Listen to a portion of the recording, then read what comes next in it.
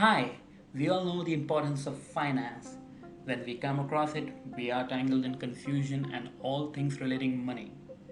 Personal Finance 101 isn't typically offered in our schools, not in high school, and not even in our best colleges or graduate programs.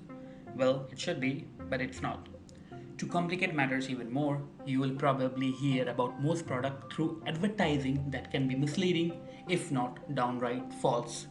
Of course, there are some outstanding firms who advertise, but so do those that are more interested in converting your hard earned income and savings into their profits. Even if you understand the financial basic, thinking about your finance in a holistic way can be difficult. Sometimes you're too close to the situation to be objective. Here in Minute Finance, you'll learn most financial aspect and relating topics under a minute. That's my minute. See you in the next.